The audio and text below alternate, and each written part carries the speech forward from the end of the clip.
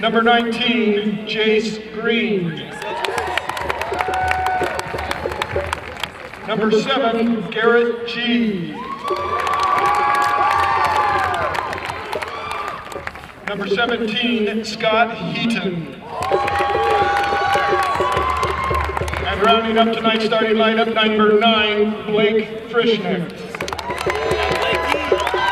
Your Cougars head coach is Chris Watkins. He is assisted by Chad Sackett, Hugh Van Wagenen, and Brandon Gillen.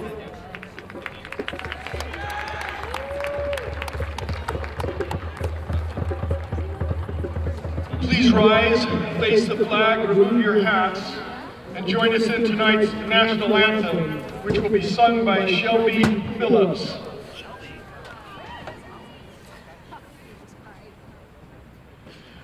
Oh, say, can you see by the dawn's early light what so proudly we hailed at the twilight's last gleaming, whose broad stripes and bright stars through the perilous fight o'er the ramparts we watched were so gallantly streaming, and the rockets' red glare, the bombs bursting in air, gave proof through the night that our flag was still there. Oh, say does that star-spangled banner yet wave?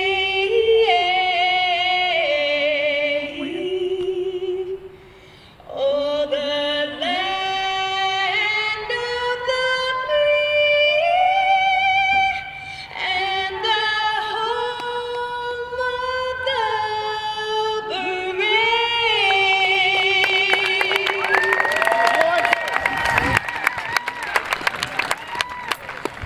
Unbeaten and untied in the preseason, victorious in their Premier Development League opener. And now the Brigham Young University Cougars look to continue their winning ways as they host FC Tucson here at South Field on the BYU campus. I'm Rick Aaron alongside former Cougar and former BYU Hawaii player Sean Blymuller to bring you the call on the action tonight. Sean, we saw BYU win here 5 nights ago against the Fresno Fuego, a game which they admittedly had a very rough and shaky first half and then responded with 3 goals in the second half and a 3-1 victory over the Fuego. What are you looking for tonight against FC Tucson? It'll be the story of what BYU Cougars show up. Which team that we saw on Saturday night will show up at opening kickoff right now. We saw against Fresno Fuego, the first half was sitting back in a defensive shell. Then they came out of after halftime, after having the talk with Coach, and they were more aggressive. They were more direct. And I talked with Coach Watkins before the game today, and he said that he wants to test this FC Tucson team because they've got a lot of players they've just added over the last few weeks. He doesn't know how cohesive they are, and he wants to go at them early. So I look to see a lot of energy early on. We see the Cougars breaking their huddle there. We'll take a look at the starting lineups.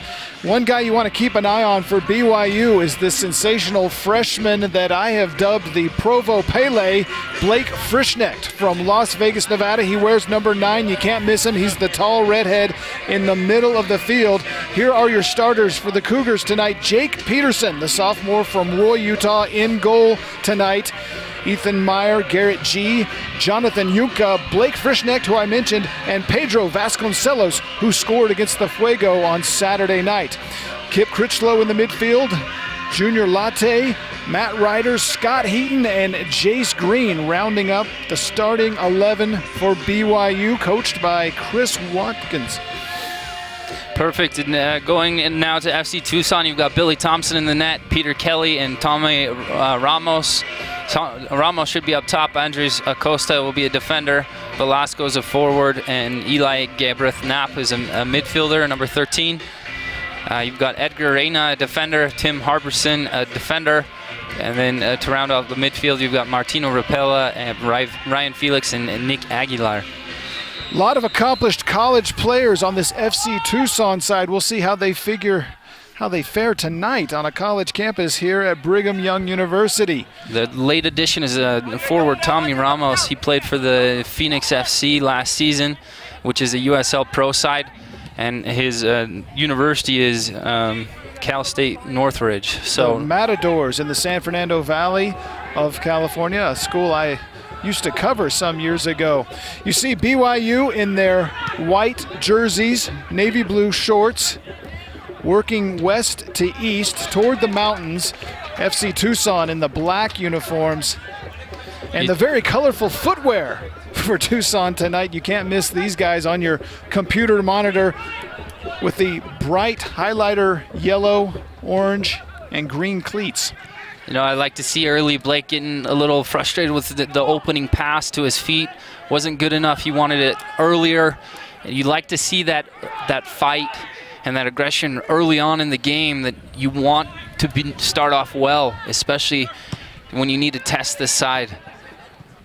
You know, Rick, today I would be licking my chops. If I could pick a starting place on the field for BYU Cougars right now, I would love to play where Garrett G and Scott Heaton are starting today. The reason being, we talked with Coach Rick Shantz before the game, and he talked about a lot of defensive game plan on closing down Blake. That's going to create a lot of space, especially for these attacking midfielders, to be on supporting and overlapping runs.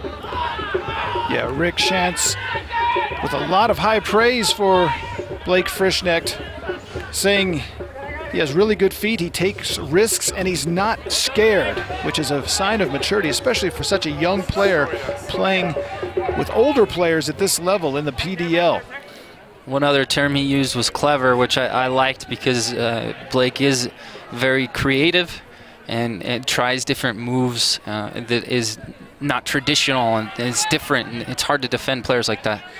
He's got great speed, great foot skills, and a knack for finishing when he gets opportunities. We saw him score 2 goals against Denver University here in an exhibition match last month, and then he came up with the 3rd and final and the most spectacular goal against the Fuego on Saturday night.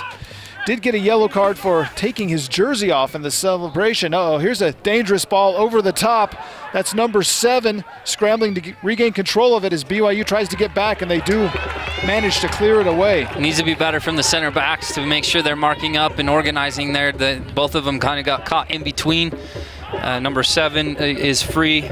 Tommy Ramos, player we were just speaking of from Cal State Northridge and the FC Phoenix squad. Back comes Tucson. Across, headed away. Now BYU takes control, starts to mount the counterattack. That's something that Coach Watkins told us the BYU Cougars would be looking to do, this counter punch, because from what he's seen on film from Tucson in their preseason and the 2 matches these teams played last year, Tucson likes to bring their players up, but they're a little slow getting back, especially on the outside. So that's where you'll see the outside backs getting forward like we've seen in the last couple of games. Hunka and Junior both have covered a lot of ground. I'm sure that'll be more of the same today. Last week we didn't have Trevor Henderson available. He is healthy. He had the flu last week. This week he's ready to play, so that should free up the outside backs to run more. Keep an eye on this guy, number 8, Jonathan Hunka. A lot of the BYU offense is going to go through him this evening as he goes out wide and then tries to feed the ball into Frischknecht in the middle. It's good to see Blake taking guys on early. You saw in the Fresno game, he didn't get the ball to his feet as often in the first half. Second half, it changed immensely, the whole flow of the game, because he saw more of the ball. It needs to happen more for BYU to be successful. Alex Krelo is your referee this evening, assisted by linesman Hamed Sadi and Jay Hutchinson. James Roy serving as the 4th official for this PDL match on a Thursday night from Provo, Utah. Dry so far. It's been rainy here the past couple of days. Another storm expected to come in tonight, but it looks like we're going to squeeze this one in the window between storms and have a nice evening for soccer. This is perfect for a player. It's a little chilly maybe for fans. If you're here close to South Field, make your way on over, just bring a jacket. It's good weather to watch, but as a player, it doesn't get better than this. There's Frischneck playing it to Yuka on the far side. Yuka scanning his possibilities, cutting it back toward the middle. Yeah, Jace Green here on the ball. More of what we talked about in the last 2 games is they need to keep the ball in the attacking third. Another long ball for Ramos. That's going to be too far. It's going to be scooped up by Jake Peterson. Jake, the sophomore from Roy, Utah, in goal tonight.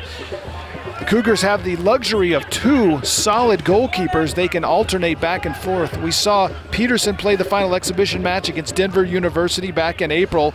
Last week it was Brian Hale, the senior from Alpine, allowing just 1 goal on a penalty kick to the Fuego in that 3-1 Cougars victory. It's definitely an advantage to draw from senior players like that.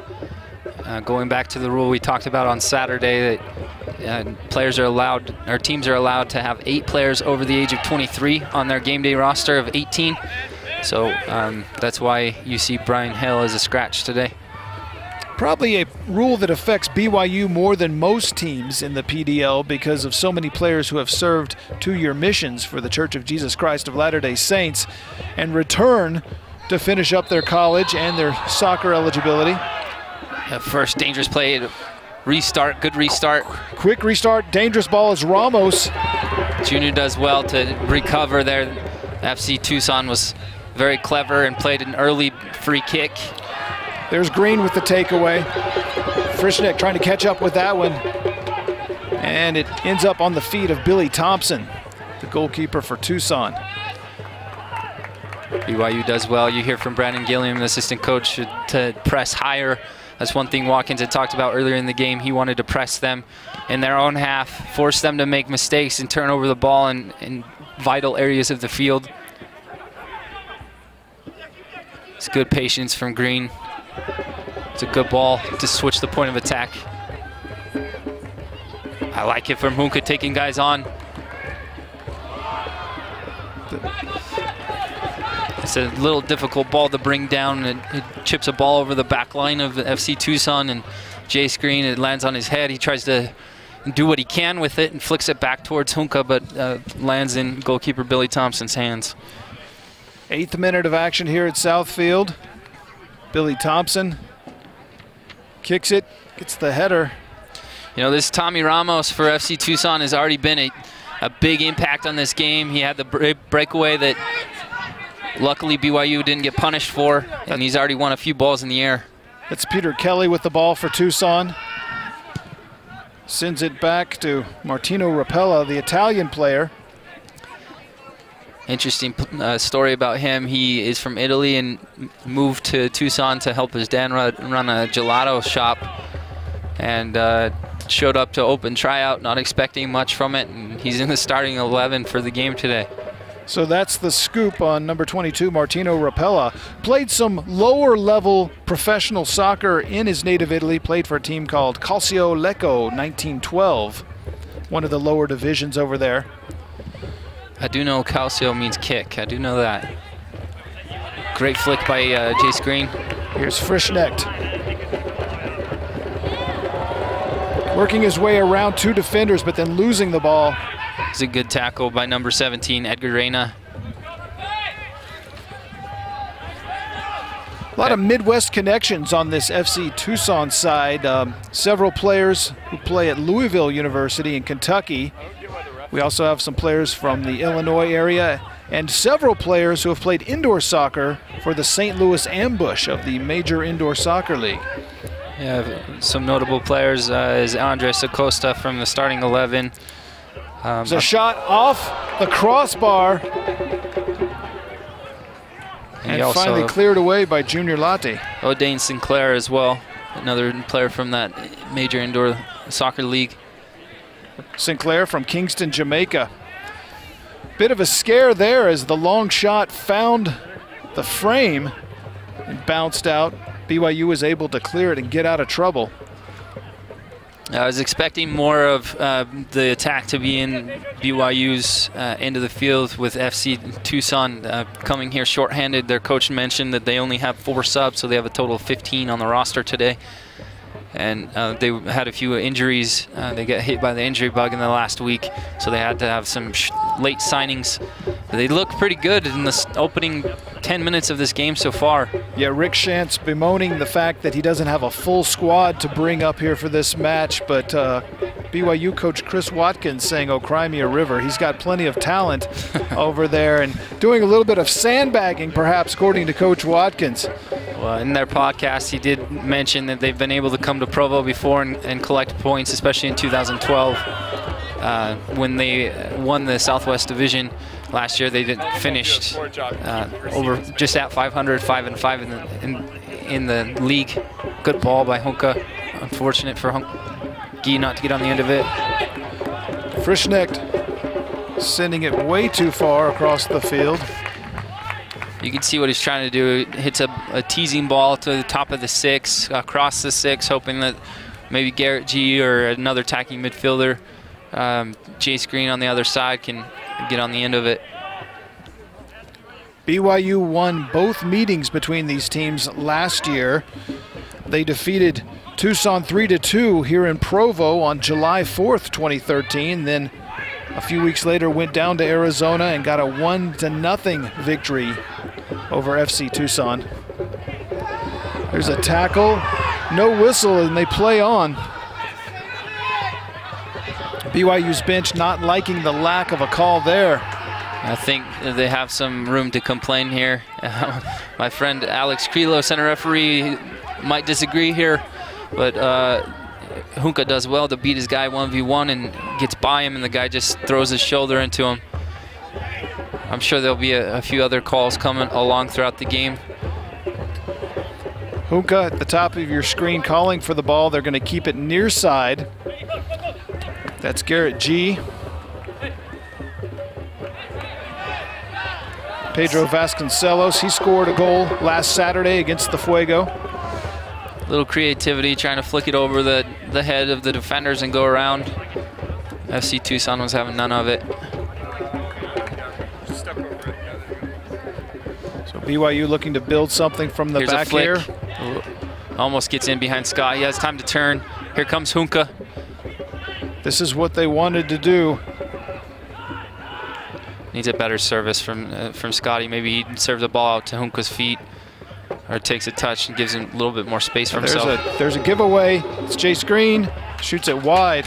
He's about 25, maybe 30 yards out, has a go. It's a decent hit. I think it was a little wide. Keeper does well to cover. He didn't seem to get all of his leg into that one either. Yeah, he didn't connect on all of it, that's for sure. Sometimes you hit the ball into the ground and it doesn't take off like you want it to. Goal kick for Billy Thompson. And he's got quite a leg on him. That's Sinclair. Plays it back.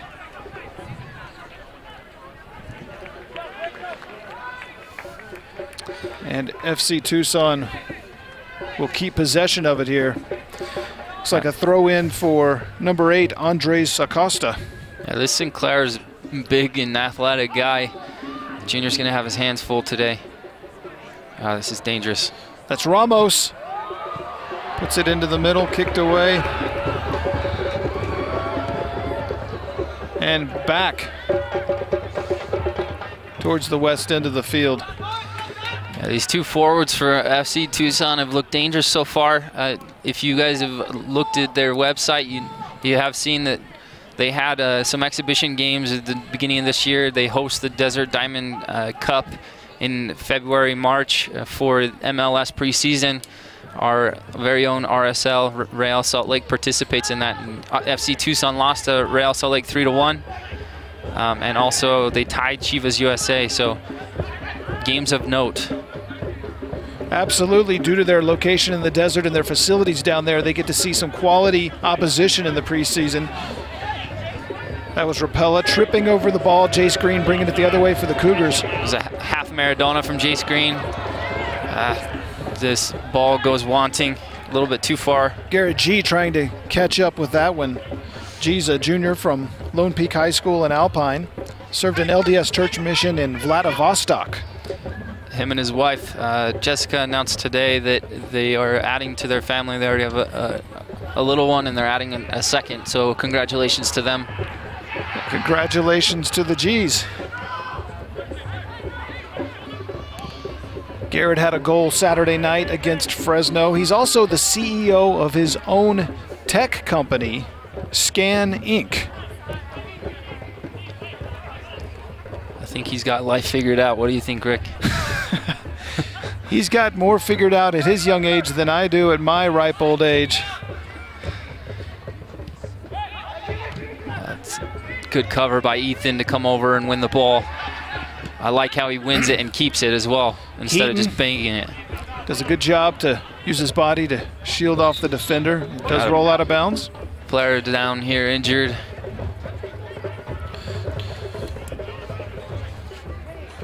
BYU training staff on their way out to see about the injured Tucson player. Get you a number here shortly. We're not able to recognize who this is just yet. Tucson also played last Saturday night. They had a exhibition match with the University of New Mexico.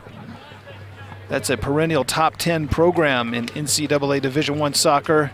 Ended in a scoreless draw. This is number 5, Peter Kelly, defender. This is tough for Coach Rick Shantz. He's already complained about the injuries that he's dealt with on the trip. So to see it early in the game like this, 16th minute, for a guy to come off, we hope that he's all right. Looks like number 15, Ivan Gutierrez, is going to be the sub for Tucson. He trots onto the field. Throw in by Rapella. Makes me wonder if he was already injured and he was just trying to work his way through it. Yeah, we're hearing that he was getting treatment earlier, so it's probably the same injury. It's surprising in the 17th minute to already have a substitution. Well, especially as you were saying, Sean, with so few players available to Coach Rick Shantz tonight, this could be tough going for Tucson if Kelly is indeed out for the rest of the evening. Young kids watching the game, that want to learn how to slide tackle properly, use the right technique, get timing just spot on. Please watch Ethan Meyer tonight. He showed us, gave us a lesson on Saturday night against Fresno Fuego. You see more of that just now, winning the ball off Sinclair. His timing is perfect. He's a sophomore economics major from Dallas, Texas. That's going to be a goal kick for Jake Peterson. Almost 18 minutes into this first half here tonight from Provo, Utah. Welcome to the broadcast wherever you're joining us from tonight on KSL.com, DeseretNews.com, the BYU soccer homepage, or on YouTube. We're happy to have you along for this one. Scoreless so far between Brigham Young University and FC Tucson. It'll be interesting to see how long Tucson can carry on this high work rate and this pace they're playing at right now. John Perlman, their general manager, in a podcast last week mentioned their team is fitter than any other PDL team, which I'm interested to challenge and see, because Denise and the athletic training staff with Josh here with BYU is one of the best around in the PDL, in my opinion. It's a good switch by Hunka out to Junior. Unfortunate touch for him to play it out of bounds. Well, BYU is in very good shape, as they have been for the majority of this preseason and the opener last Saturday night. Colby Bauer has had an injury, but that was the result of a skateboarding accident. Not anything that happened on the field. It was longboarding down Provo Canyon, fell and broke his wrist. We did see him as a sub with his cast last Saturday night. Coach Watkins says we will see more of him perhaps earlier this evening against Tucson. Congratulations to Colby, co-captain. He proposed to his girlfriend this week, so he will be married shortly. Congratulations to him and his fiancée. Now, Sean Blymiller with all of the family updates here. Facebook. Facebook does wonders. Oh, this is trouble. Scooped up by Peterson, but yeah, that was a little bit of nail-biting time. Matt Ryder does well to cover. That's one thing you want to see from your center backs. If one goes up and challenges, you want to have one cover in behind, and they had good synced combination from our center backs as we play a through Here's ball to an Scott. opportunity here for Scott Heaton. See what he does with it. Has it taken away. Maybe thought about it a little bit too long there, did Mr. Heaton. Yeah, you hear from the coaching staff that they want him to go early. He hesitated a little bit to set his player up. I think if he had been more direct and more purposeful with his first touch, he could have got in behind. Number 12 is Kip Critchlow. He goes down after some contact. Here comes FC Tucson, number 9, Ricardo Velasco. Plays it off to Eli Galbraith-Knapp. Sean, what is that fine line between being aggressive and being smart out there? Because you want to evaluate all of your possibilities, make sure you make the right decision, but as we just saw, if you go over things too much in your mind, you're going to have that ball taken away from you. Yeah, you've got to look at where you are on the field and weigh the risk. What's going to happen if I lose the ball here? So the forwards, the attacking players, have a little bit more liberty in choosing and taking those risks.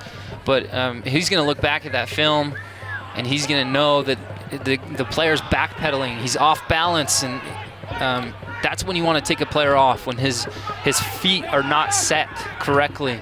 That's when you want to go at a player. But when you allow them to get faced up, to get down low and defend you like you're supposed to, it gives them time to get out of, or to win the ball from you. So it's all timing. It's all timing and seeing the feet of the defender and when they're off balance.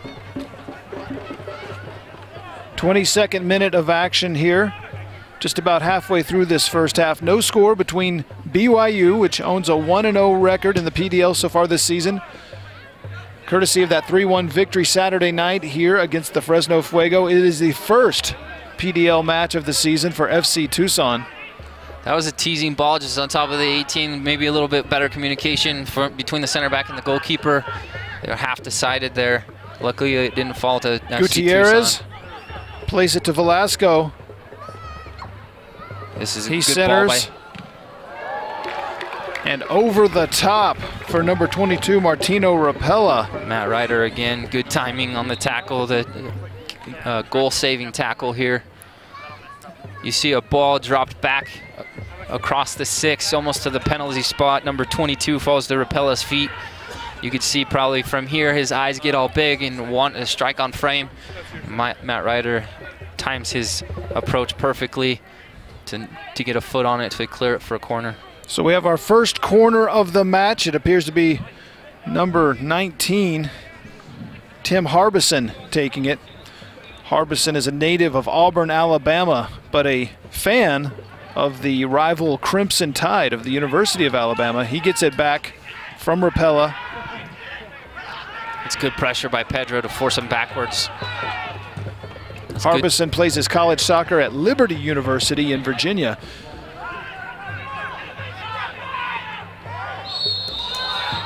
There's a whistle against Jace Green, taking down Rapella in the middle of the field.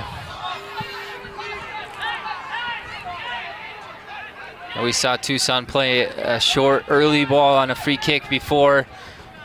Assistant coach Brandon Gilliam is making sure that we stand in front of the ball. BYU players do not allow for that quick start. Jake now is setting his wall, making sure everyone's marked up. That's Ricardo Velasco. Chips it high, headed down. You can see that they've had a lot of time in training with some set pieces. Good shot on frame here. Jake Peterson does well to cover. Peterson smothers it. Rolled out now to Green. He goes down.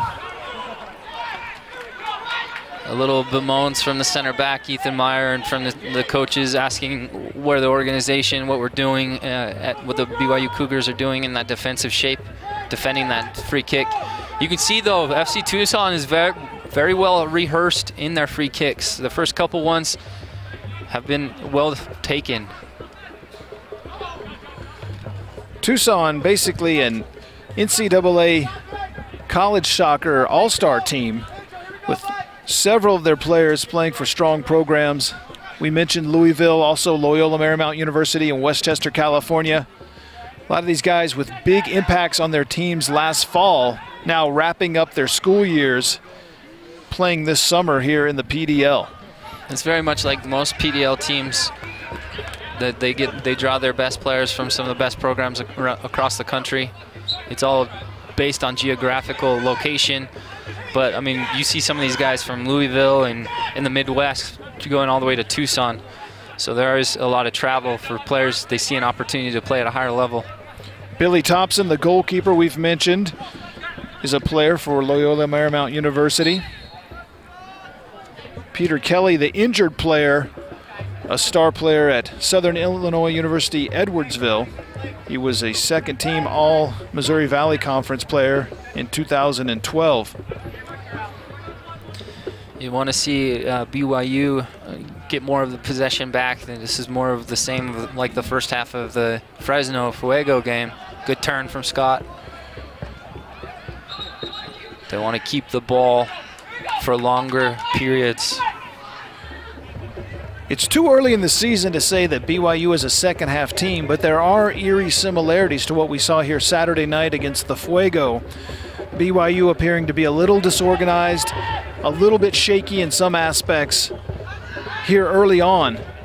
They hope they can play as well in the second half as they did against the Fuego on Saturday, because they came out of the locker room like gangbusters, quickly putting up a goal by Pedro Vasconcelos. That was followed up by a beautiful feed from Blake Frischnecht to Garrett G for a goal, and then Frischnecht finishing things off in what would be a 3-1 victory. For his efforts, Frischnecht was the Premier Development League Player of the Week, and if you saw his match... That's a good hit from Jace.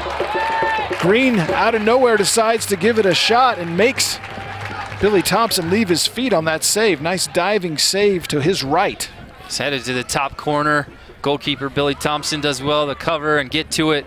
And we talked about before with Jace's strike from outside the 18. He didn't get all of it, didn't connect with all of it. That time he struck it really well. Corner kick for Pedro Vasconcelos. Junior from Sao Paulo, Brazil. Hesitates and put it up high. Thompson is able to pick it out of the air.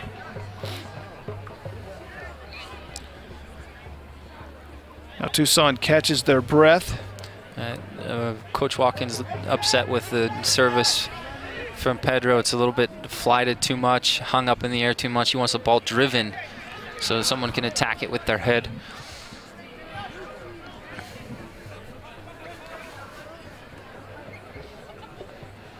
I think so far the most dangerous player on the field, in my opinion, has been Sinclair for FC Tucson. As you see him on the ball there. He is a handful. There's Harbison. Has a shot blocked by Meyer. Meyer playing it out to Junka. Junior did well to win the ball off of Sinclair. And Junior didn't receive the honors of PDL Team of the Week as an outside back. So congratulations to him. Good for him. There's Green playing it all the way back to Peterson. Sometimes it's okay to escape out of pressure like this. I think he makes a decent decision here with a man on his back. What's the thought process in playing it all the way back to your own keeper as opposed to playing it back short to one of your teammates? In that situation, they had closed off all the shorter options. If he tried to play to a player 15 yards away, there was a risk of losing it and then getting countered. So playing the goalkeeper, you get all the way out of pressure. He has time to collect the ball. Little confusion now as BYU puts it back into play. Decent. Oh, good ball from Scott. Garrett G almost gets on the end of it. Sliding, got his foot up and was nearly able to knock it on frame there. Good tackle from Ethan. Yeah, though he might look back at that and wish he had had a diving header attempt. Getting your foot up that high is challenging. There's Sinclair. with a little bit of space to work. Turns it back.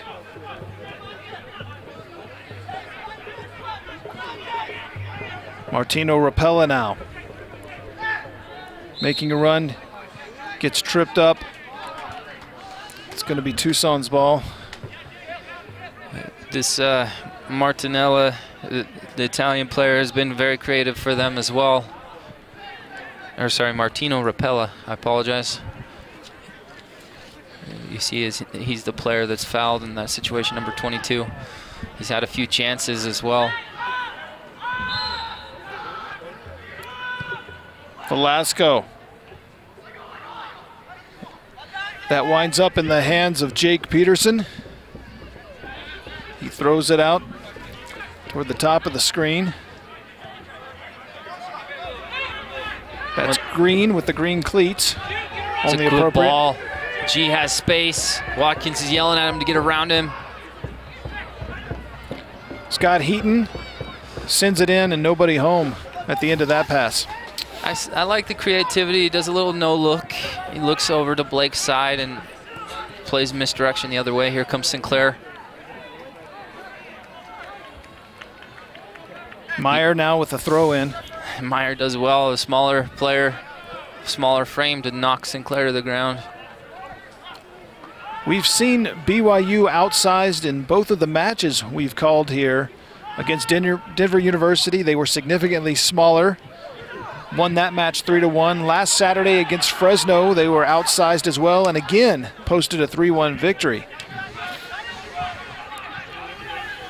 Eli Galbraith Knapp sending across the middle. There's a good header. Number 7. There's a goal from Tommy Ramos. It's a good service. The problem here, as the replay will come up here shortly, the problem is that there's not enough pressure put on this player out wide that's serving a ball in. He has time as he receives it to settle it, get his head up and serve it, and find a target. Find number 7, Ramos's head for the goal. Beautifully executed by Tucson there. Velasco playing it out to Harbison. Harbison with a great feed. And Ramos puts the head on it past Jake Peterson. So a goal in the 32nd minute gives FC Tucson a 1-0 lead. It's a decent ball. And for the second straight match here at the beginning of the PDL season, we see BYU go down 1-0 on their home field.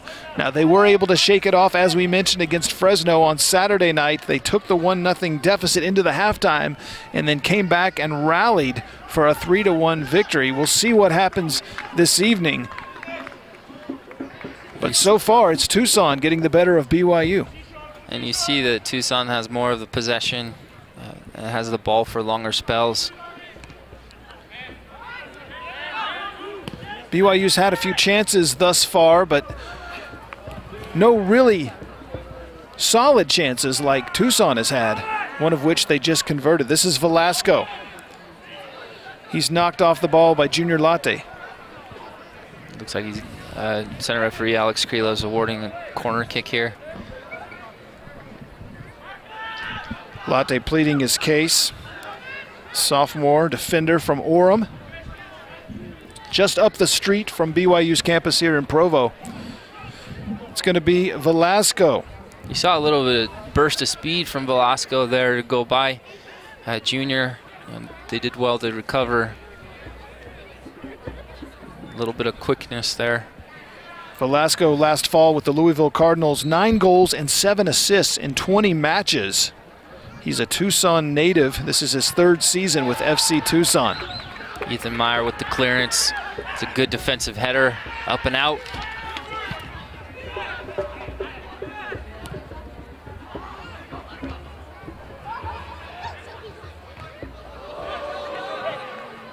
See a collision here in the center of the field.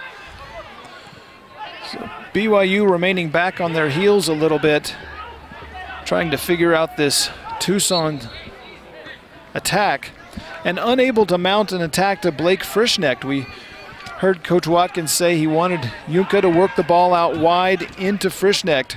We haven't seen it too much so far in the first half. Yeah, we've seen Blake get a little frustrated. He's not getting the ball to his feet, not getting service like he would hope.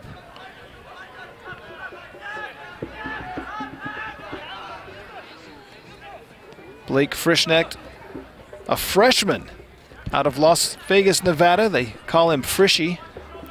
I would like to tag him Frishy Fresh. He showed us some magic in the last 2 weeks. Can we see more of it today? Good turn by number 24, Sinclair. Diving stop by Peterson there, moving to his right. You can see him post up, junior. He takes his touch with the outside of his foot, turns him, has his shot on frame. Here's Vasconcelos. Burst of speed there. Now he plays to Frischknecht. Back to Vasconcelos. A little give and go. Chests it down. Sends it wide. Garrett G is out there to keep it in play. Garrett does well to hold the defender off, force him into a foul. This could be a good chance on a free kick. Shot in frame. Legitimate foul there, Sean. It was, I think so. A little bit of contact. Yeah, I think so. Garrett does well. He was smart because he's protecting the ball with his body, and the defender just gets anxious and tries to win it and goes through him. Put a shoulder into his back, so I would have to agree that was worthy of a whistle. Pedro Vasconcelos now with the kick. Drives it low. There's a header Finish. and a goal. Is that Matt Ryder, I think, the center back? Yeah, he does. BYU evens it up here. That's good to see. You know, within 5 minutes, I think, of when the goal happened from Tucson. Good ball from Pedro. This is more of what Coach Watkins had talked about, a driven ball. You could see the flight of the ball is not much higher than someone's head, and it's served to that near post on the 6. Matt does well to beat his defender there, beat his mark to the ball. So we are all even at 1 after the header by Matt Ryder. As he puts it past Billy Thompson off the feed from Pedro Vasconcelos. It's exactly what you were talking about, Sean. Earlier on the corner kick, we saw the ball placed too high. It was an easy snag for Thompson. This time driven lower, as you mentioned, and Ryder's able to get his head on it. Not a corner kick this time, but very near that spot where the ball was played from. We see our first yellow card of the game. That's on number 9, Ricardo Velasco. It's an ugly looking collision there. That's what Jay Screen. That's what you call a hospital ball. The reason being your teammate ends up getting injured. As we see the replay coming up, the ball played into Jace is by him, and so he's having to make up some ground. He takes a touch by a player and puts his body in a vulnerable position. Just slid into his right leg. Go to Sky right now. Leave it there, right there. Open up that gap for Blake. Open up that gap. You can hear the BYU assistant coaches giving instruction. Chad Sakich yelling at Hunka to stay out wide and get high, pull the defender out with him so they open up a gap for the attacking players. This is not such a good ball. We luck out. BYU lucks out, though. G has it taken away and cleared out by Tucson. That's Sinclair. Now Velasco.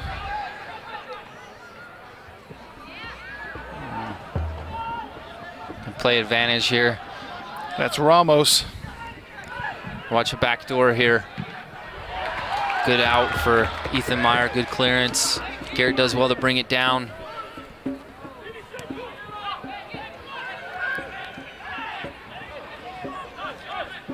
I think Pedro could have played a little bit simpler there. Sometimes he falls victim to being a little bit too creative. You want to see it from a creative midfielder to try unique and different and crafty type of passes, but if it's too often, you put yourself into trouble and turn the ball over in vulnerable spots.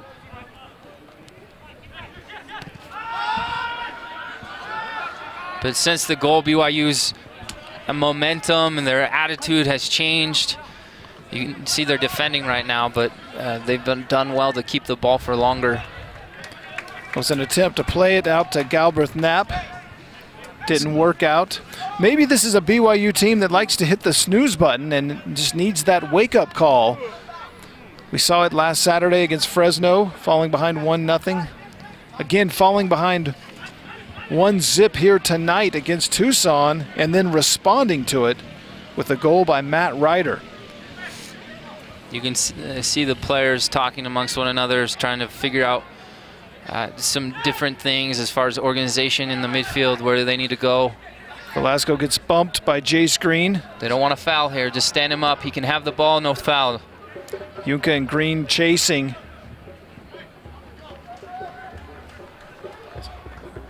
They do well to double and force Velasco to the corner. And Velasco does well to win a corner kick for his side. We want to defend well here on the set piece. Tim Harbison, who assisted on the goal by Tommy Ramos, taking the corner here. See Scott Heaton moving up to get into position to defend. Good header by Garrett G to get up.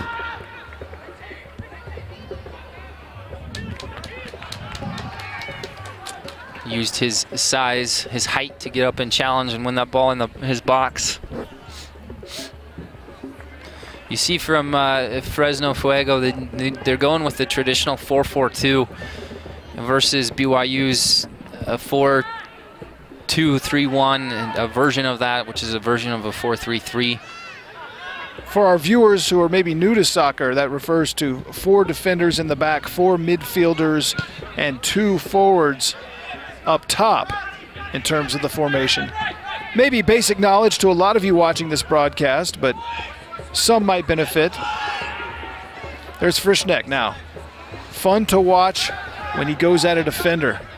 Not this time, though. Junior Latte with the takeaway. 42nd minute. Good challenge. Both players going all in. Harbison on Latte. That's Scott Heaton. He's got Blake Frischneck in the middle of the field. Instead plays it back. Here's Junior all the way on the other side of the field. He continued his run. Heaton sending it high. Watch it fall to Pedro. Good strike. Oh. Good strike, but right at Billy Thompson for the save. You could see him winding up. His eyes get all big. His body posture is perfect for that to fall. It just, you can see it catches the end of his toe. Doesn't connect on the laces like he would hope. Thompson posted half of a shutout in Tucson's last match. He played the first half against the University of New Mexico Lobos. Dallas J coming in and shutting out the Lobos in the second half of that scoreless draw in Tucson last Saturday night. And he played the first game of the PDL season for them last year. Tied 1-1 to the Misioneros. That's a good combination from Junca to Frischneck, out wide to Scott. Unfortunately, Scott's on his full stride. It's hard to bring that ball out of the air. 1-1 as we approach halftime here at South Field in Provo, Utah. Second PDL match of the season for the BYU Cougars.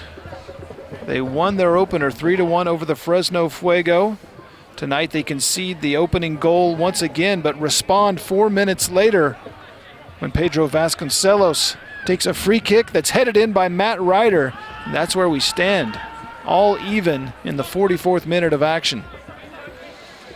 You see some of the experience from FC Tucson to keep possession, be patient, let the game come to them. This is where they're talking about pressing higher. You hear Hugh Van Wagenen over here, assistant coach, yelling at them to go, go, go. He's talking to Scott and Junca to get higher.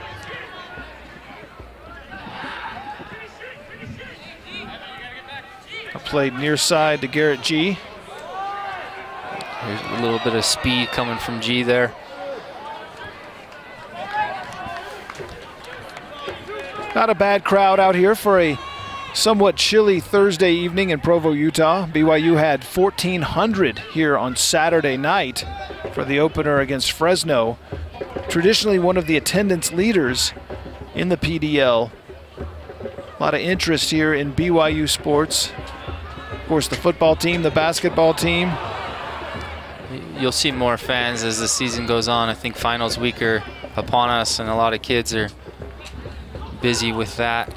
Well, it's a school night and a work night for most fans here on a Thursday evening. Most games, of course, on Saturday.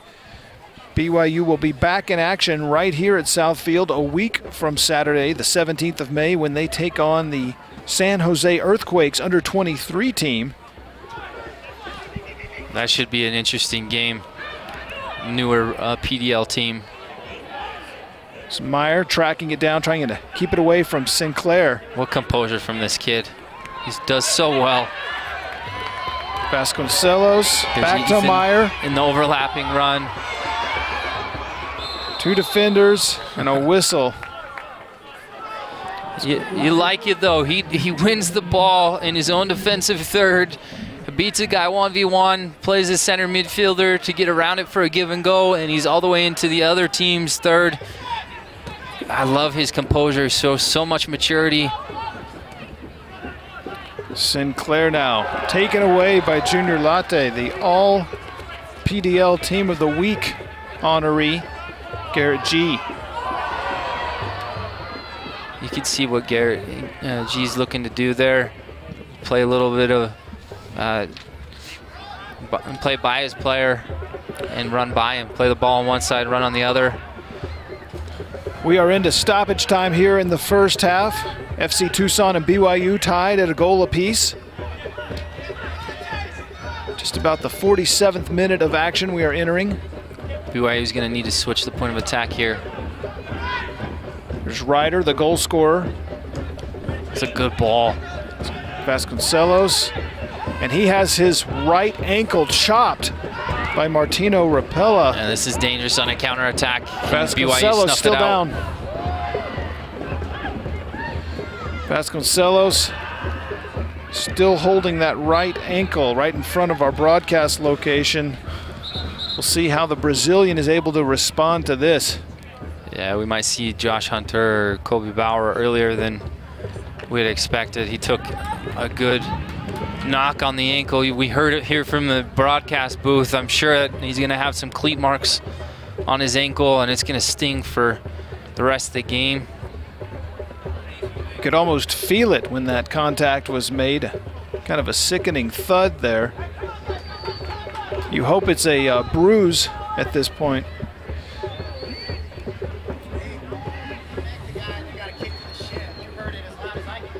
Here comes the replay. Does a little nutmeg to beat the player, and the guy just whacks his ankle. Vasconcelos with a goal on Saturday and an assist so far here tonight. Back into the match here in the what must be the closing seconds of this first half. This is dangerous. And a whistle. It is halftime. That's the half. FC Tucson and BYU tied 1-1, headed into the locker room here in Provo, Utah. Sean, your thoughts on the first half?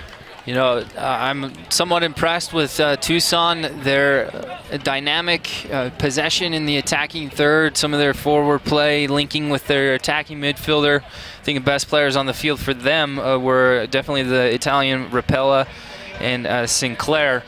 But you know, BYU being tied 1-1 is good going into half, because I think it's going to be challenging for Tucson to carry on this type of momentum and this possession in the second half, being short-sighted, not having many subs to draw from.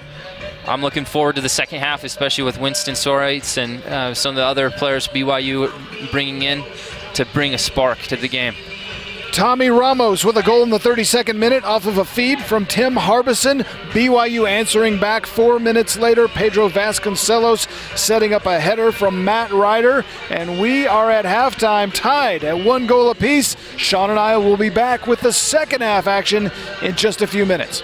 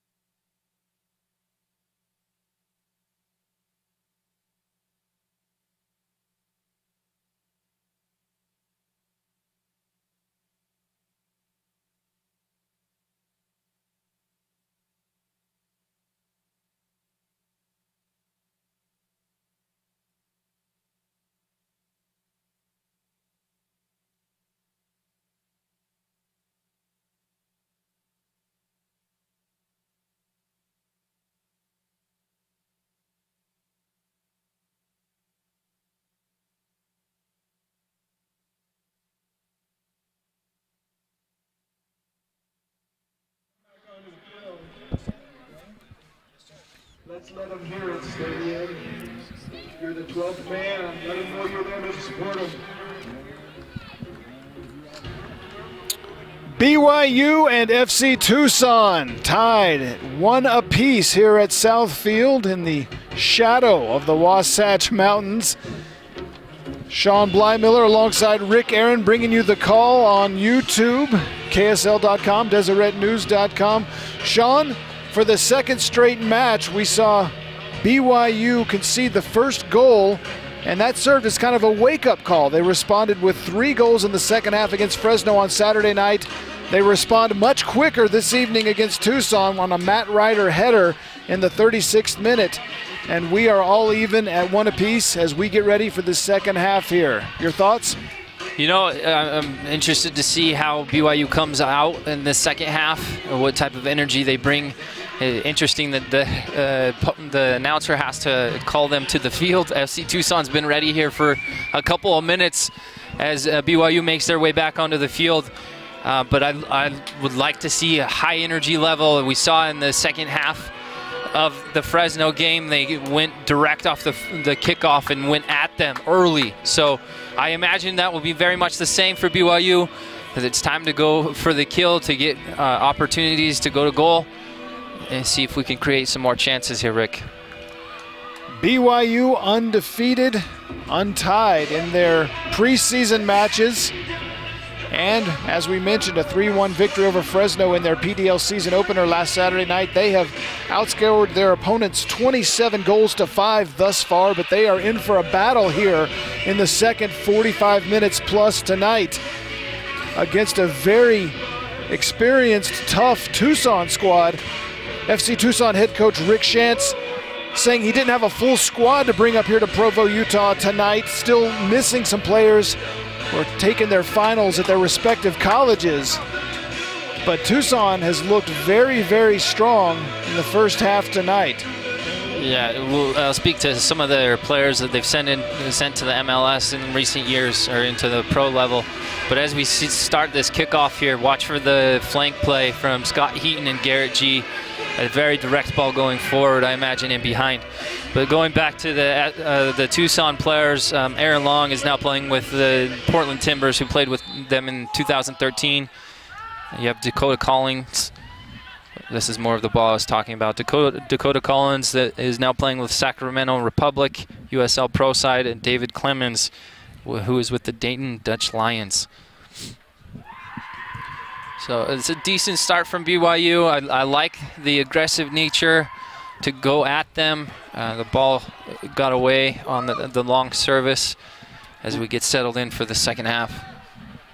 A reminder that USLPDL.com is your home for Premier Development League updates, scores, stats, news, and more exclusively on USLPDL.com. Fresno now with their first opportunity perhaps of the second half. Velasco sends it high over the goal. Jake Peterson in goal for BYU. He's a sophomore from Roy, Utah. Billy Thompson at the other end in the goal for FC Tucson. You saw Velasco, a little creativity, pushing off on Kip, holding him off, serves a ball into Sinclair. He settles it inside the box for Velasco to bring it down and have a shot on frame. Good first touch from Green. Draws the attention of a couple of defenders there on the far side of your screen. Now Tucson with the ball back.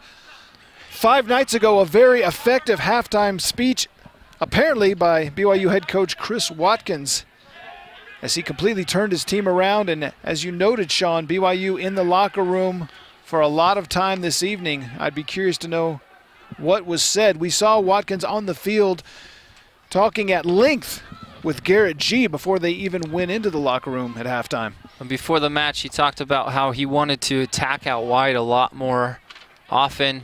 That's where they saw the success in the first 2 games. There's Blake Frischnecht to Pedro Vasconcelos. Apparently that right ankle is okay. Tries to get it back to Frischnecht. Now knocked away. Tucson the other way. Martino Rapello. Here's a good ball to Sinclair. O'Dane Sinclair. That's dangerous. Diving stop by Jake Peterson.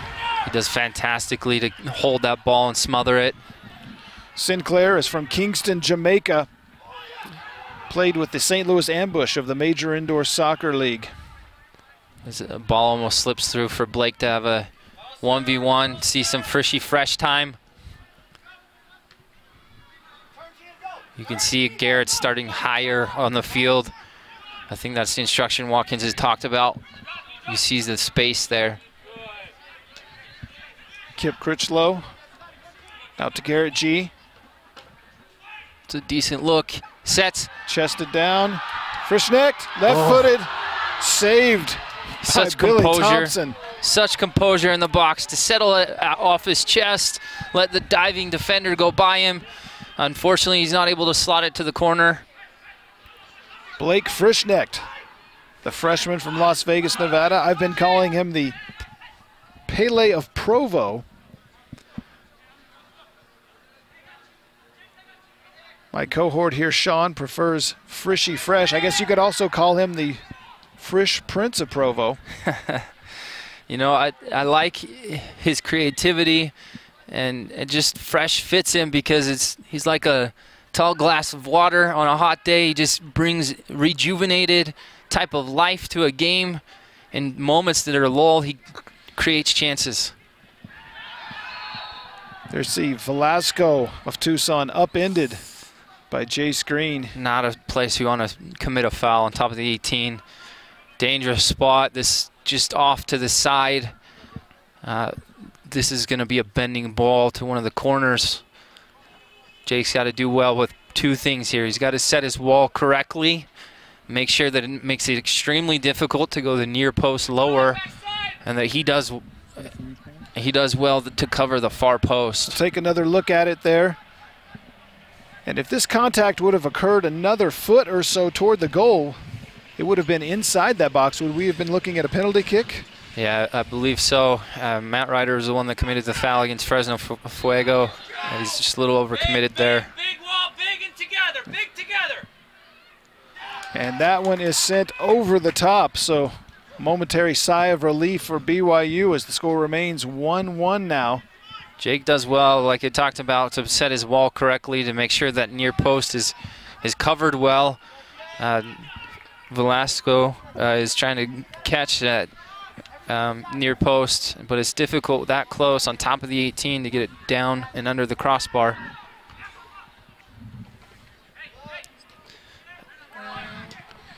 You can visit the USL Pro fan page on Facebook. Just go to facebook.com/USLPDL. You see Junior on this far side for the viewers. A lot of space over here for him to work with. That's Jonathan Yunka sending it high across the field. Blake does well to win it, put pressure on to win it back. Unfortunately, commits the foul. Shoves down Tim Harbison, the player from Liberty University, originally from Alabama. He's a Crimson Tide fan who grew up in Auburn, Alabama. Must have been heartbroken last November with the way that Iron Bowl matchup on the football field turned out. One of the crazier endings we've seen in college football. But back to Garrett's in soccer. if he can find him. It's unfortunate on the timing. The outside back and center backs coordinated well for Tucson to step and to push Garrett G offside. I think if Jace had seen it earlier, Garrett's in. They're playing that high line for the defenders. So you're saying that was a coordinated effort from Tucson to force G into an offside position? Yes, absolutely. You see the communication from the center back. A lot of it is in physical gestures to his players to step at the right time to force a player into an offside position. That's Galbraith Knapp harmlessly to Peterson. You can see that Garrett G is not tracking as often in this second half as he was in the first half to defend out wide. He's leaving his outside back junior to hold the ground in the back line so he has more time and space to get forward. Vasconcelos takes on Martino Rapello, the Italian. There's Scott Heaton for BYU. Vasconcelos Looking for Frischknecht, instead turns it the other way. Little Brazilian, quick feet, little Ginga. For my friends in Brazil listening here, and Vasconcelos friends as well. This broadcast going worldwide, of course, on the internet. Good ball from Green out to Junior. This is more of the ball I was talking about to test. Junior Latte sends it in low. Could have fallen to Blake's feet. Blake Frischknecht back to Heaton. Chance here for BYU to do something with. Oh, here's a goal! Fantastic shot, fantastic ball from Scott Heaton. A little bit of flair, a little bit of flavor out wide to take his player on. Little step over, scissor to allow him time to get his feet set to serve a ball across the frame. And Kip Critchlow finishes with his head. We see it again here. Great effort by Frischknecht there to keep the ball alive. Heaton just kind of steps around, tees it up. Kip Critchlow gets up. Critchlow not a big guy, but tall enough to get into the air, get a head on that ball and put it home. And BYU has a 2-1 lead here. More of what I talked about Saturday is Scott Heaton was very much involved with the Kaye movement a couple years back here in Provo, where some of the local Provo boys created a clothing brand that represents street soccer and playing for fun and trying moves. You saw that from Scott there, taking players on. He serves a ball on the mark, right on Kip's head for a great goal to go ahead. So for the second time in 5 nights, BYU falls behind 1-0 and then responds to take the lead with 2 straight goals. Saturday against Fresno, it was 3 straight on goals by Vasconcelos, Garrett G, and Blake Frischknecht. Tonight, it's Matt Ryder and Kip Critchlow. And here's a chance for Tucson. Here goes Velasco goal. converts. Tucson comes right back. This develops all the way on BYU's 18-yard box is where they lose possession when they're attacking. Garrett has a defender on his back. He's asking for a foul. And that's where the counter starts. And then they counter going the other way. Number 7 gets out wide around the corner, and then it's just easy pickings for number 9. Ricardo Velasco, we talked about him in the first half. He's a Tucson native, currently playing for the University of Louisville. 9 goals and 7 assists in 20 matches for Louisville last fall. Now with 1 goal in 1 match thus far for FC Tucson in the Premier Development League. And just like that, less than a minute after BYU takes a 2-1 lead, we're tied again at 2-2. You get more of the feeling that this game's going to go back and forth the length of the game, 90 minutes. See who can finish the chances when they have them. Junior Latte, nice run down the far side. That's good stuff. Beats 3 players. Sends it in, parried away by Billy Thompson. But we saw Latte all the way from midfield past our broadcast position, all the way down that north sideline. Garrett's going to have to follow his mark here as Junior's gotten forward. Make sure he's marked. He's the goal scorer. Or sorry, one of the first goal scorer, Tommy Ramos. Ramos and Velasco for Tucson. Ryder and Critchlow scoring for BYU in this 2-2 match. The pace is quickened here. More opportunities presenting themselves for the teams, and the teams converting on them here in the second half. It appears that Colby Bauer, team captain for BYU, is preparing to come on. He's a senior from Mesa, Arizona. As we mentioned, injured his left wrist in a longboarding accident. He'll come on either for Pedro or Jay Screen. Hugh Van Wagen had talked about him being a spark and shoring things up defensively. He does a lot more defensive work than maybe Jace or Pedro. But they have been working on his attacking abilities as well. He's BYU's most experienced player in the PDL. He's logged more minutes than anybody else. So it's good to see him get back on the field, especially after suffering his broken wrist. Colby served an LDS church mission in Eugene, Oregon. Economics major here at BYU. And we see a corner coming up for Tucson. That is Tim Harbison. He had the assist on the first goal of the night. It is Jace that steps off, makes way for Colby, co-captain, step on the field. We saw a good possession from Jace. Good work. Well done on his end. So Green off for BYU, Colby Bauer on. And here comes the corner from Tim Harbison. High arc to it, headed away. Colby gets his first touch with the header clearance.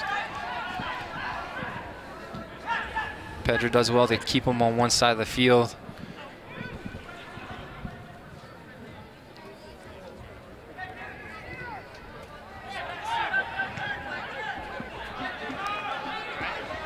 I expect better from Blake there. I'm sure he'll be upset with himself as well.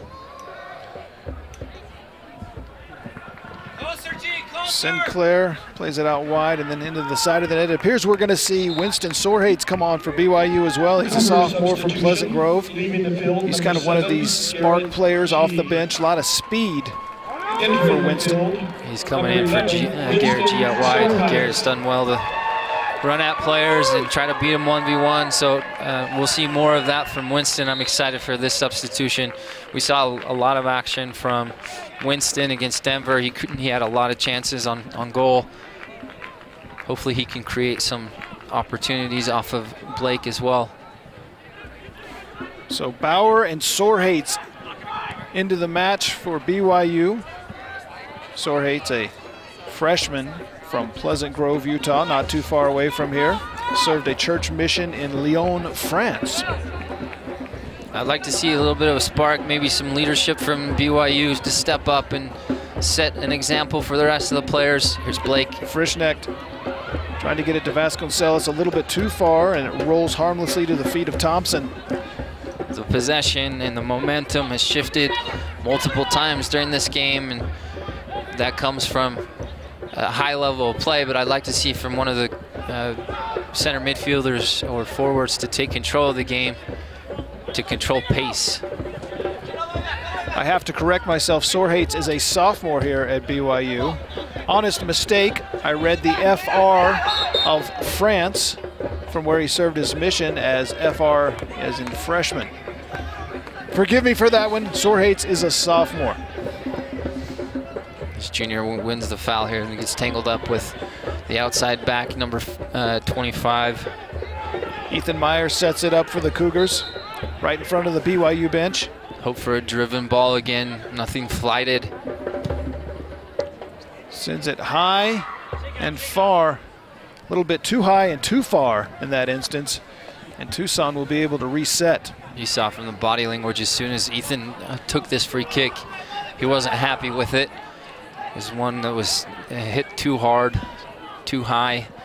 He's want to pull that out to the 6-yard box to be a teasing ball, make the goalkeeper come out in no man's land and commit to a ball where then they can have an easier shot on frame. For all of the latest updates on the PDL, check out their Twitter page. Follow at USLPDL on Twitter for the latest from the Premier Development League in 140 characters or less. A lot of the BYU players active on Twitter, of course. Guys like Blake Frischknecht and Ethan Meyer. Some of them actually follow me, at Rick Aaron. You can check out what I'm up to. You can also follow my podcast, at Jocularity Show. That's J-O-C-K-U-L-A-R-I-T-Y. Winston does well to just put his body in front of the FC Tucson player and take it right away from him. Good defensive work from him. Now Tucson, 15 is Ivan Gutierrez. Taken away by Latte.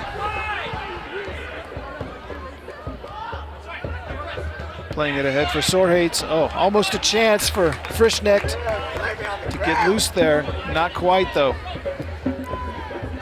Winston's yelling that he wants the ball on the ground, not a ball out of the air. It's difficult to be on a full pace, try to bring a ball down like that.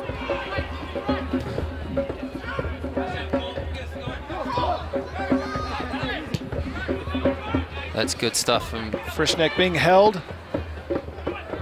being tugged on. A lot of attention being played to the freshman from Las Vegas, as we knew that would be the case. I liked it from Colby. He's taking more of control. He's got the ball at his feet. Good stuff from Scott to get around the corner. Sends it right at Thompson, who smothers it. Word is starting to get out about Blake Frischnecht around the PDL. Of course, everybody has seen the clips of his goals, including a fantastic finish in the second half Saturday night against Fresno. A goal that helped earn him PDL Player of the Week honors. Tucson head coach Rick Shantz saying that they were going to devote a lot of attention to the tall redhead. Luckily, BYU doesn't get punished for that giveaway. Kip's going to be disappointed in his first touch. Loses the ball near his own goal. There's Heaton sending it out of bounds. Heaton with the assist on the second BYU goal. The one headed in by Kip Critchlow. For the blink of an eye, BYU had the lead in this match 2-1. That didn't last very long. It's Ricardo Velasco answered right back for Tucson in the 55th minute. We are all even, 2 apiece. Here on a Thursday night at South Field in Provo, Utah. Junior has some time here to get the ball at his feet, get his head up. Want to have some checking runs from the midfielders so they can play simple, play early. That's a good ball. Unfortunate touch from Colby.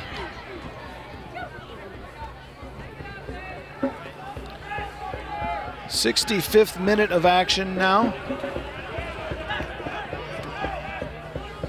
I'd just like to see this movement, this passing to be a little sharper, a little quicker. But I like the patience to be able to keep the ball. Heaton throwing it in now. Colby's going to want this at his feet. Vasconcelos looked like he was going to rip into that one. Instead, played it short. Jonathan Yuka. Winston Sorehates now. The sophomore from Pleasant Grove. That's Critchlow. Look at Junior out wide. Can he serve it? Frischnecht. Good ball to Winston's head. Kip does well to put high pressure. Nice display by the Cougars there, stringing together several passes to get an opportunity they were looking for. This is good. They're showing more patience on the ball. Space is opening up for them. Vasconcelos, the Brazilian, stepping over. Tries to center, has it knocked out for a corner for BYU. Good slide tackle from center back for FC Tucson. Many of you watching on YouTube this evening. YouTube is the league's official online video home, offering live games and feature stories. You can subscribe for free to the PDL channel, USL PDL, on YouTube. It's a good ball. Here comes a header from Colby. Unfortunately, right at Billy Thompson. He collects it into the breadbasket. Tells his teammates to settle down now. Colby's going to wish he can go back in time and hit this to the corner. He does well on his timing on his run. He's all alone. He heads it down, which is exactly what you're supposed to do, but he heads it right at the goalkeeper. If he hits it to either of the corners, it's a goal.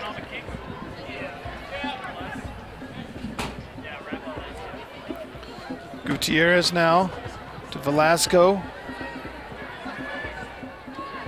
Tried for the cross. Oh, now a giveaway by Vasconcelos. Harbison and a foul. What's the call here? I'm not sure. Is that offside for Tucson? I think it was more of a handball. I don't see a signal from the assistant referee over there.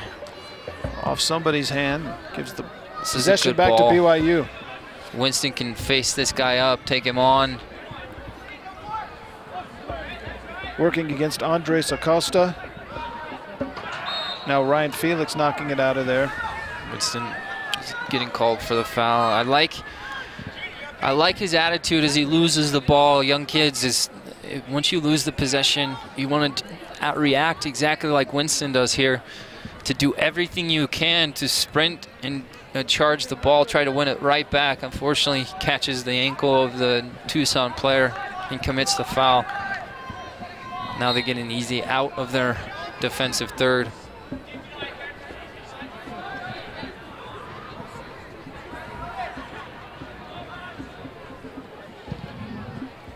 Goal kick for Thompson. We mentioned it in the first half, but he has got quite a leg. He did hit that pretty hot far for off the goal kick. Junior does well to get up and challenge. He's extremely athletic. Bauer to Sorhates.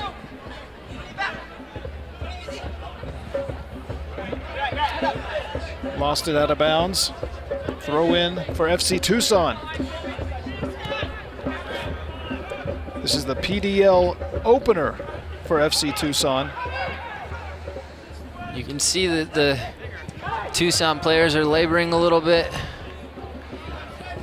I think the trip, the voyage for them is going to be a little tiring, especially in these last minutes, 20 minutes. The elevation plays a toll on them for sure. Significantly cooler here in Provo, Utah than what they're used to down in Tucson. Here's a takeaway by the Cougars. Vasconcelos, that's Yuka behind the defender. Cannot put it on frame. No, great agility, great quickness from Vasconcelos to beat two players, slides a ball in on stride for Hunka. He gets a good first touch that sets him up. Unfortunately, he strikes a little too early. The ball's out in front of him. He's reaching. That's why the ball goes high. He's losing real estate, though, as he's going full pace. The keeper does well to cover that near post. Pressured by Ryan Felix, sliding at his feet as well. I think the momentum could shift here as in BYU's favor. You see more chances over the last 5-10 minutes come their way. I think more will come. Kobe gets up and wins a header. Winston could be in here. Winston Sorhates. He's onside, turns it back now.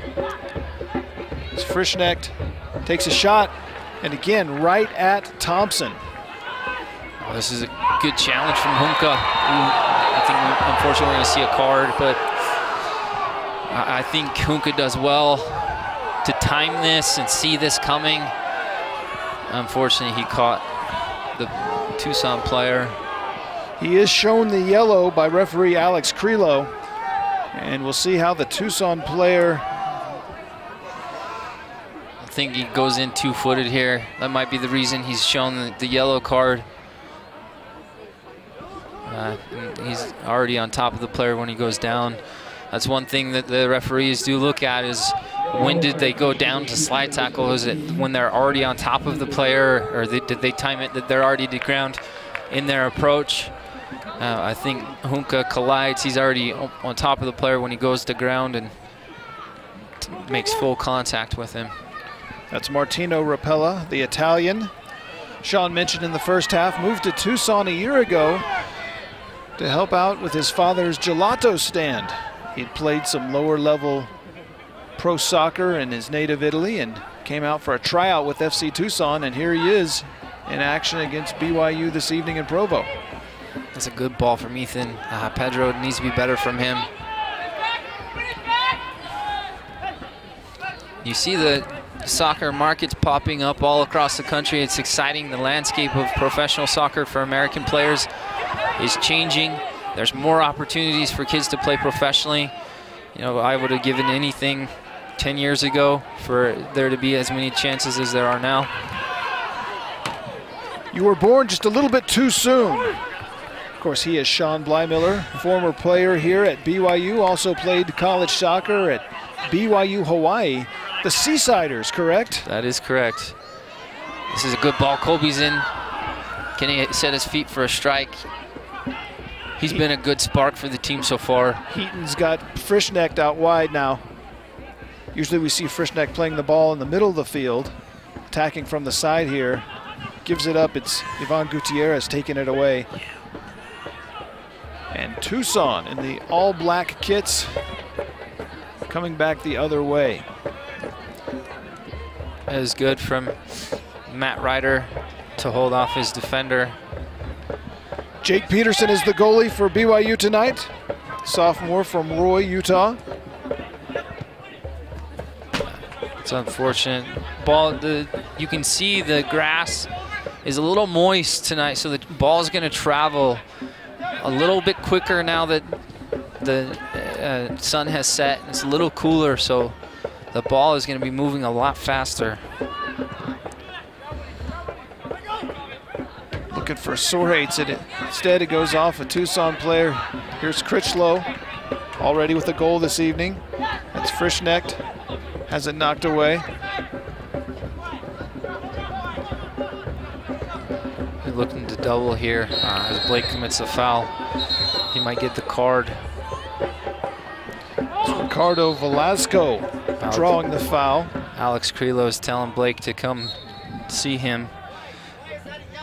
I think he's given a caution here for a professional tactical foul, is what our assistant referee Ahmed Sadeki is saying. Sorry for the pronunciation. Hamed Sadehi. There we go. Yellow card caution, issued to number 9, Blake Frischknecht.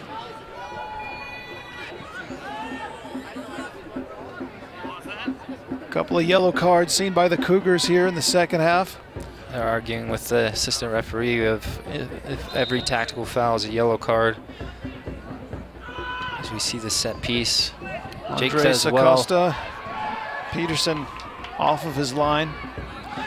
You know, I like that from our goalkeeper. We saw that with Hale a lot in his box in the last couple of games, coming off his line. Jake does well to win it. And there's another whistle, this time on Vasconcelos. Colby Bauer has some words. Alex Creelo reaching in his pocket. Here comes a quick restart from Tucson again. Tucson didn't really give Alex Creelo much time to think about pulling a card out, as they played it on the quick restart. Now Peterson trying to get his defense organized in front of him. You know, Tucson's a very savvy team. You can see they draw a lot from Coach Rick Shant's experience and playing at University of Portland as a center back in his playing days. Their restarts are very well rehearsed, as we see a free kick here. Arbison on the corner sends it all the way across the field to O'Dane Sinclair.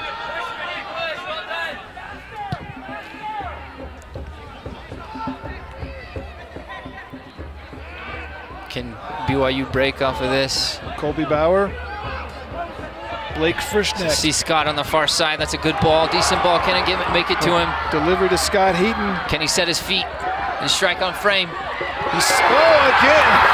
That's a goal by Winston Sorhates. Scott Heaton.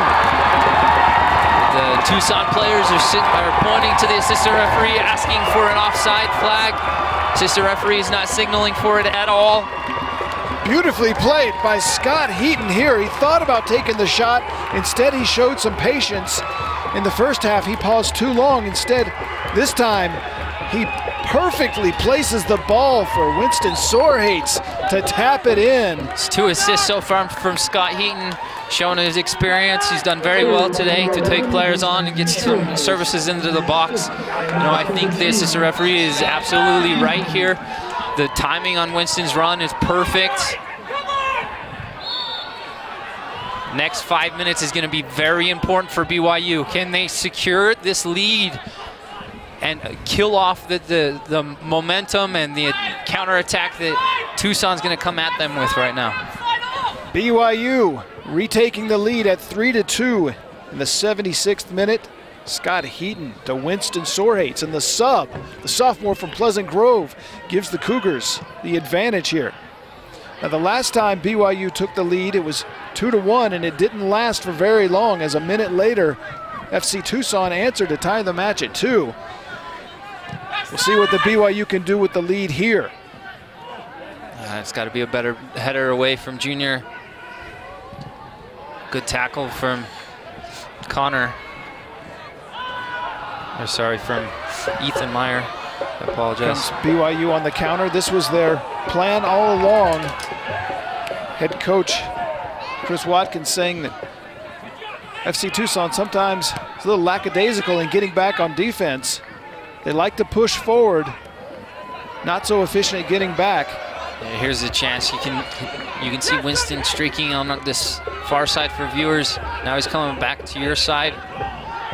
Colby has all the space in the world. It's Yunka sending it across the field for Junior Latte right here in front of our broadcast position. Good first touch to set himself up for a cross, maybe too far on that. Little too much foot into that one for Emmanuel Junior Latte.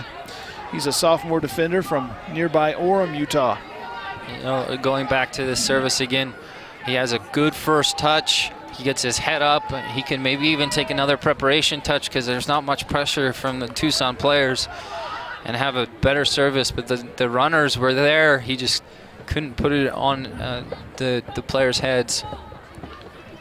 Nike is a proud sponsor of the Premier Development League. Follow at Nike Soccer on Twitter for all the latest Nike Soccer information.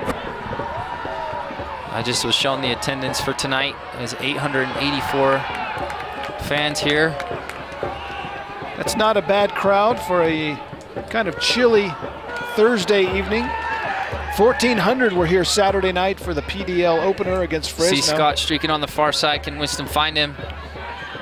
Frischnecht. That's a good ball from Frischnecht. Scott's been screaming for that ball ever since the midfield line. Scott Heaton with 2 assists on the night.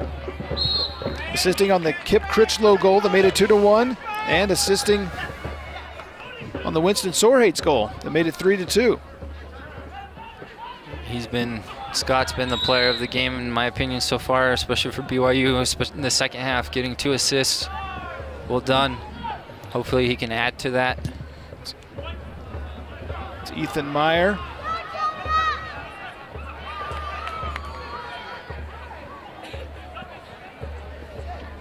Pedro gets pinned against the sideline, does well to win possession on a throw-in. Jonathan Yunka. Good quickness from Vasconcelos back to Yunka. Good to see Pedro Vasconcelos out there playing at full speed after he was chopped down right at the end of the first half.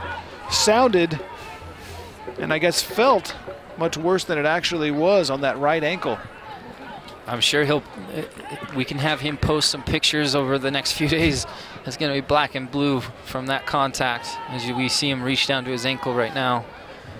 He's probably still feeling the sting from that. Sean, I'll ask you, as a former player, is there a tendency with all the adrenaline of a match to play through a minor injury like that and maybe feel the full effects later on after the match is over? Exactly right. That's why they created ice baths. That's why you can be in the training room later on. Tucson looking to put something together here. Instead, it's taken away by BYU. Winston Sorhates. Need to be better. They need to keep the ball, excuse me, for longer. Winston, I like his creativity trying to go forward, but you're up 3-2. There's 10 minutes left in the game. Don't turn over the ball in the middle of the field. Something tells me that we have not seen all the scoring that we're going to see tonight. I don't know which team it's going to be, but I have a feeling another ball is going to find the back of the net before this one is all said and done. This is better. This is how you want to kill off a game, with possession. You don't have to force the issue. Make them run. It's Blake Frischnecht, the freshman from What a Vegas. ball. Unlucky first touch from Scott. Chested down, but it had so much pace on it that it got away from him. You know, that's fantastic, amazing vision from Blake. You see him kind of popping out to each different sideline, finding space. That was a good early ball, perfect on Scott's body. Unfortunately, Scott's not able to bring it down and slot it into side netting.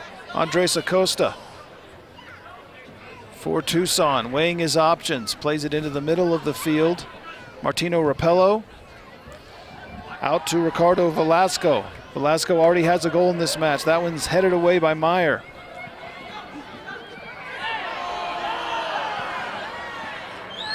Good work from number 15, Ivan Gutierrez, to win it back. We saw Sorhates give the referee a shrug. No whistle, though. Velasco going up against Junior Latte.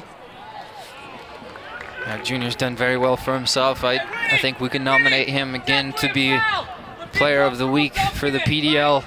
You know, I would nominate Ethan Meyer as well. His defensive timing on his tackles, he's been Johnny on the spot tonight. For the second straight PDL match, BYU with 3 goals. On Saturday night, it was Pedro Vasconcelos, Garrett G, and Blake Frischnecht.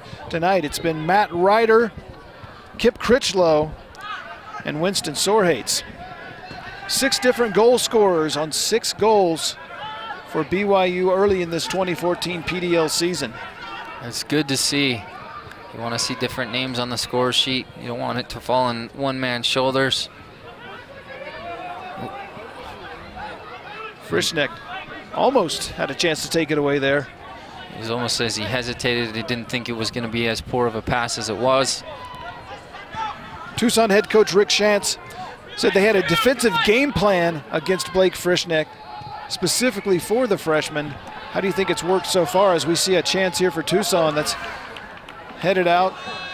You can see that Blake's trying to find space. He's popping up all over the place, out wide, in the middle. He's wanting to see more of the ball, but like I mentioned at the beginning of the game, if I could choose a starting place, I would like to play where Scott Heaton or Garrett G was going to be, because I knew that they would have some space, some opportunity.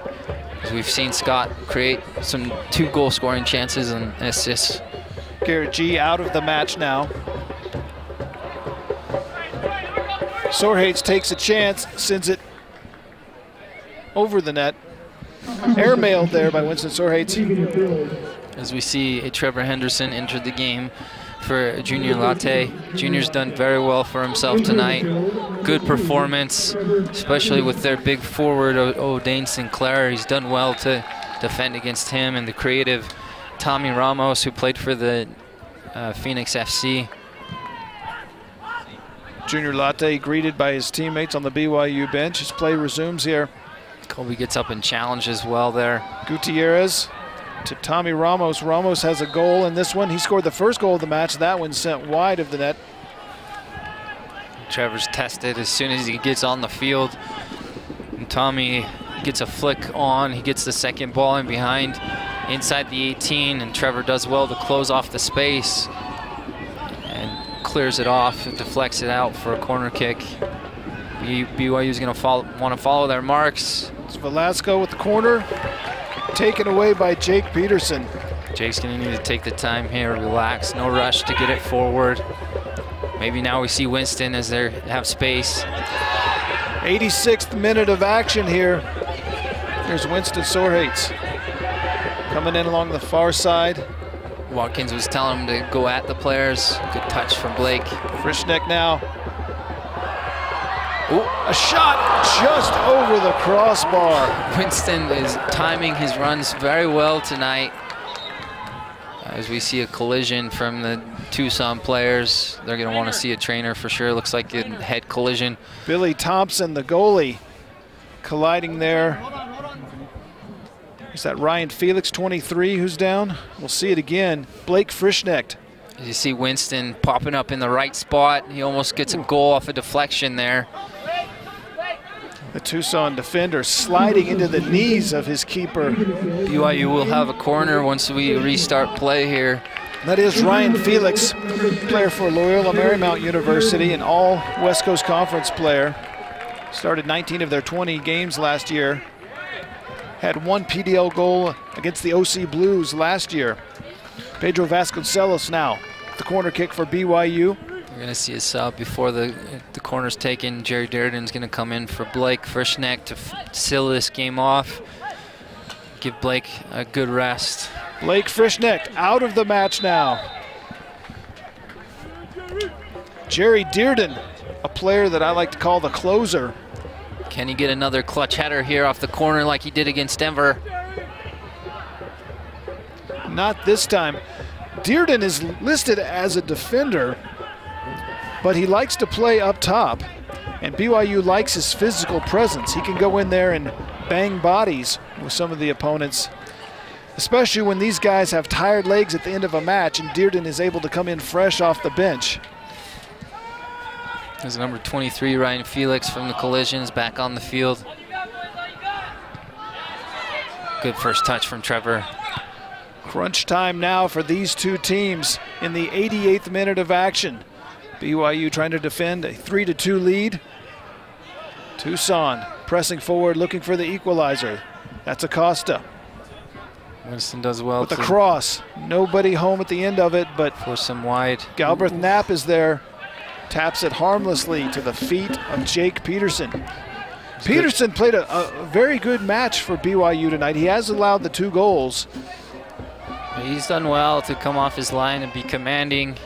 Scott Heaton did well to put the pressure on their outside attacking midfielder to serve a worse ball than he had hoped.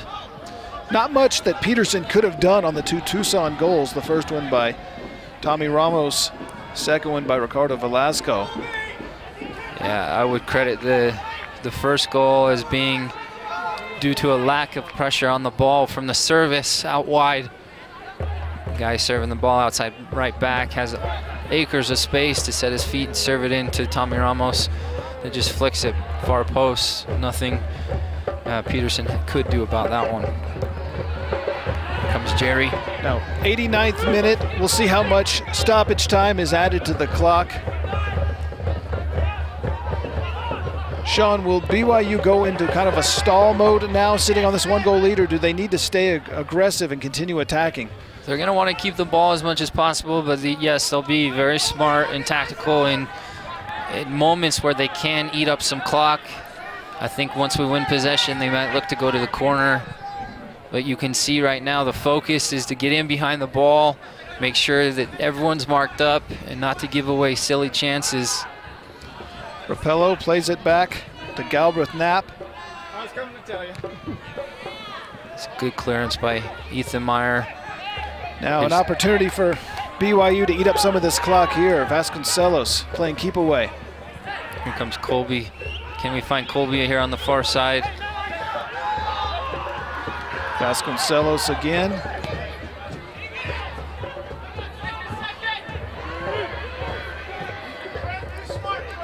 Winston Sorehates now. They're yelling at the outside backs to stay home. There's a lot of space for them to work with, but you know, at this point, you don't need to risk it. You don't need to leave space in behind to be susceptible to a counterattack. Here's Sorehates. Ball. The cross. Colby has time, so does Trevor.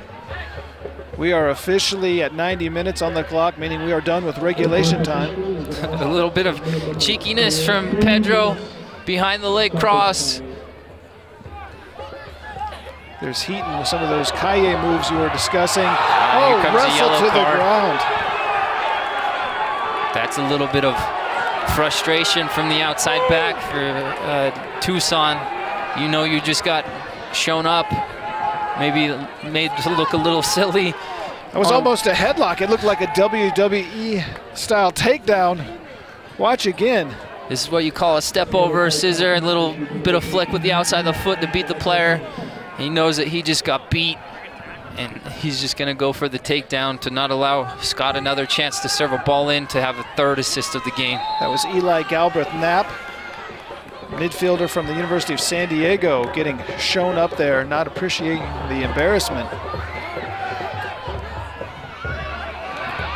Matt Ryder does well to track back. Pedro saw the late run too late.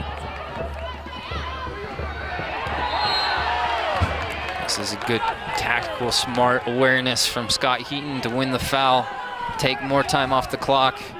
From all accounts, this is the best BYU soccer squad that we have seen in several years here.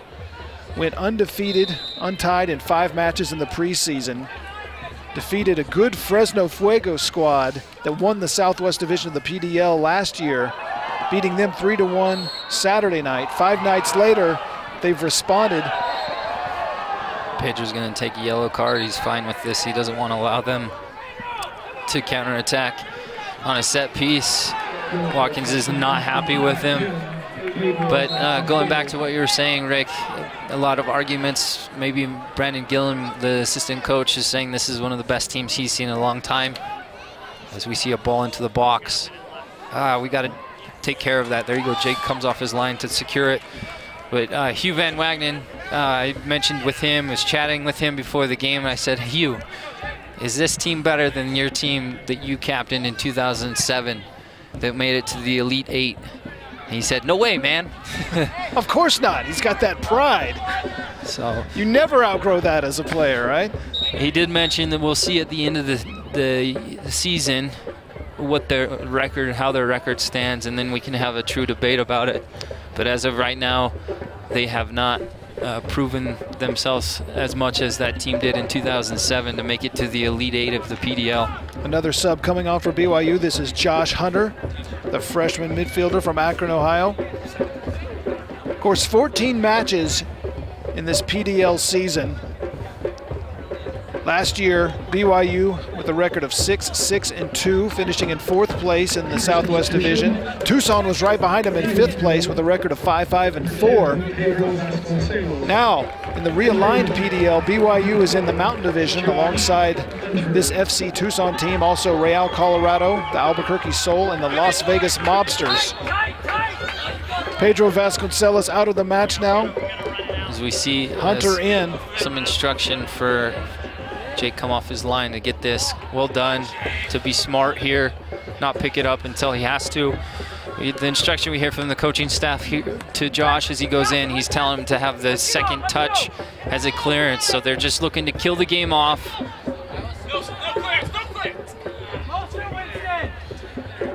Matt does well to get a good header clearance. BYU does not want to relax here in the final seconds of this match. There you go, there's Scott's standing this guy up. Just some more flair, Kaye flavor for you. That's his specialty. When BYU has the lead, for him to take it into that corner and just chew valuable seconds off the clock. Another reminder, USLPDL.com is your home for all of the news, scores, stats, information exclusively on the web at USLPDL.com. And there's the final whistle. Congratulations to BYU. That's good 3 points to secure in the second game of the PDL season, FC Tucson's opening weekend. You've got to take these opportunities and win and get the full 3 points, and BYU does that tonight. BYU takes care of business at home with a 3-2 victory over FC Tucson. 2 victories now in 2 matches, 6 points in the PDL standings. BYU needs to take advantage of these home matches early in the season. They are going to be on the road for almost the entire month of June. And BYU, it seems to be one of these teams that really needs a wake-up call, kind of a slap in the face before they fully activate all of their weapons. That wake-up call came in the form of a goal by Tommy Ramos of FC Tucson in the 32nd minute. Then BYU got serious about the match, tied it up 4 minutes later on a header from Matt Ryder. It was 1-1 at halftime. BYU took the lead on a Kip Critchlow header, assisted from Scott Heaton. Tucson came back and tied it on a Ricardo Velasco goal. It was 2-2 for about 21 minutes. Finally, it was Heaton to Winston Sorhates, and the sub puts in the game winner. BYU still unbeaten and untied in preseason and now PDL action here in 2014. You know, I want to give the offensive player of the night to Scott Heaton. He did well to take his players 1v1 and to serve 2 fantastic crosses into the box for assists that led goals from Winston Sorhates and also Kip Critchlow. My defensive player of the game goes to Ethan Meyer. His timing, in his tackles, he won so many balls for BYU in vulnerable and volatile spots of the field. His organization, along with his counterpart Matt Ryder in the center back, was just spot on tonight. It was good and sound. So good 3 points from BYU, and looking forward to the next test. That test will be a week from Saturday, May 17th, 7:30 p.m. right here at Southfield when BYU hosts the San Jose Earthquakes under-23 squad. Up next for FC Tucson will be that same evening, May 17th, when they host the OC Blues at Keno Sports Complex North Stadium in Tucson. So BYU, 2 PDL matches, 2 victories, 6 goals from 6 different goal scorers, and as we mentioned, right? and 6 points.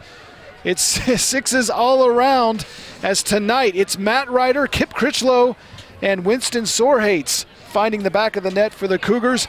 For Sean Blymiller and our entire crew here at Southfield, I'm Rick Aaron. We will say goodnight, everybody, and we will see you a week from Saturday when BYU takes on the San Jose Earthquakes under-23 team. Good night, everybody.